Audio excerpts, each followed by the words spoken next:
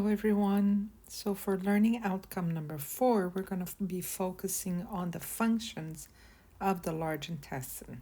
We have that the residue of chyme that enters the large intestine, it will contain few nutrients and water, as 90% of it gets absorbed in the small intestine, and the rest will be absorbed in the large intestine. Typically, it will take about 12 to 24 hours for this final residue to stay within the large intestine.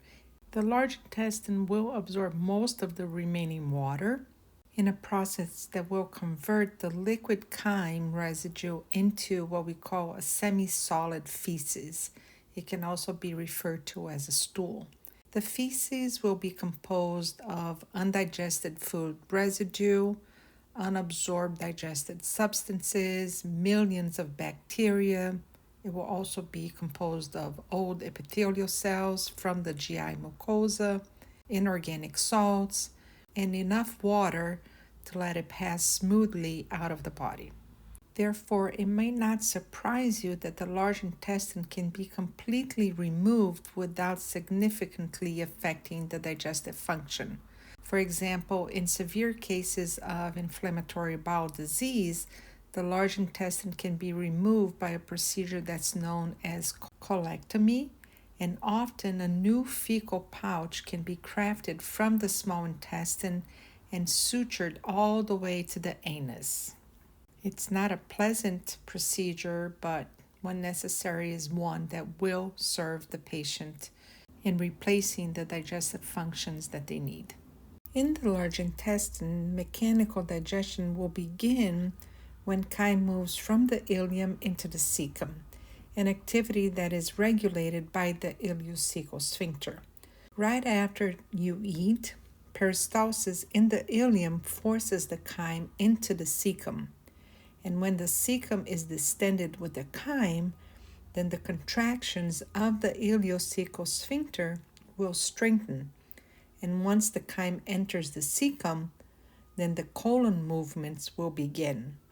We can add that mechanical digestion in the large intestine will include a combination of 3 different types of movements.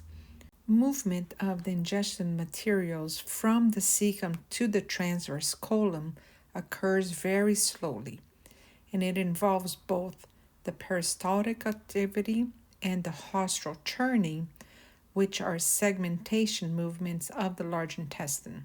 Now, this slow passage of materials along the large intestine allows time for the chyme to be converted into a very mushy paste, and movement of the transverse colon through the rest of the large intestine will result from this powerful peristaltic contraction that's called mass movements that occur actually a few times a day.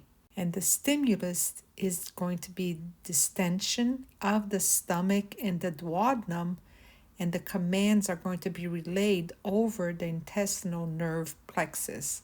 And this is why this process of creating mass movement is called the gastrocolic reflex, because it starts at the stomach and it ends at the colon. Therefore, the contractions will force the fecal materials into the rectum and produce this conscious urge to defecate. In other words, the distension of the stomach wall and the duodenum wall is what causes the mass movement to occur starting at the transverse colon. Now, the rectal chamber is usually empty, except when one of those powerful mass movements forces the fecal materials out of the sigmoid colon into the rectum. In other words, the several mass movements that occur throughout the day are mainly depositing the fecal material in the sigmoid colon. And when you have enough fecal matter in this location, the next mass movement will send the fecal matter onto the rectum.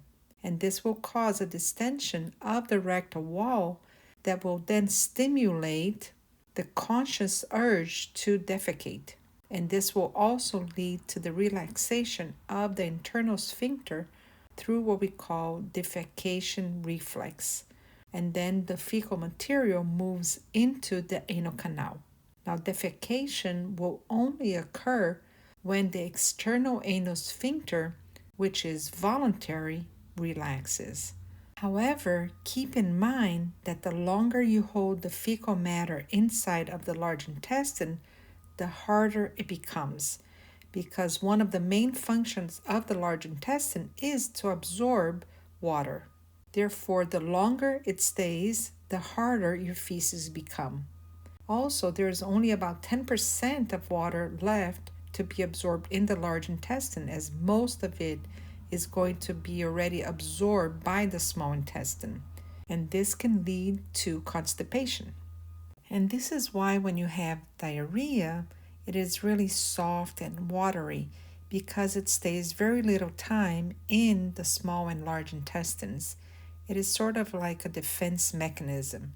Usually, when you have diarrhea, it is because you ate something that was bad for you, and because of this, your body wants to get rid of it as soon as possible.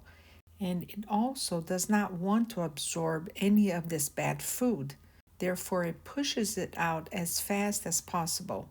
And the large intestine and the small intestine do not have the time to absorb the water from this food content. And this is why diarrhea is watery. Makes sense, right? Well, remember, everything makes sense. In addition, you also have help from this process of defecation by a voluntary procedure that's called Valsalva's maneuver, in which you actually increase the intra-abdominal pressure by contracting the diaphragm together with the abdominal wall muscles and also closing your glottis. Yes, closing your vocal cords. Therefore, if you ever wonder why it's hard for you to talk while you're pooping, this is why, because of the Valsalva's maneuver. With regards to chemical digestion, we can say that although the glands of the large intestine secrete mucus, they don't secrete digestive enzymes. Therefore, the chemical digestion in the large intestine occurs exclusively because of the healthy bacteria that's present in the lumen of the colon. Through a process that's called saccharolytic fermentation, the bacteria will break down some of the remaining carbohydrates, and this will result in the discharge of hydrogen, carbon dioxide, and methane gases that create what we call flatus or gas in the colon. If you have excessive flatus, this is called flatulence, and each day up to about 1,500 mLs of flatus is produced in the colon. So about 1,500 mLs of gases, of farts, are produced in your colon. More is going to be produced when you eat foods such as beans, which are rich in otherwise indigestible sugars and complex carbohydrates like soluble dietary fiber. Now, in general, diet, health, and stress will determine the frequency of bowel movements, and the number of bowel movements will vary greatly between individuals, ranging from 2 to 3 per day to 3 to 4 per week. But of course, there are certain foods that you should eat if you want to increase the number of bowel movements that you have. Foods that are rich in fiber, together with plenty of water, will definitely increase the number of bowel movements you have per day or per week. It is true that this might create more gases, but on the other hand, you're able to get rid of the waste products more efficiently.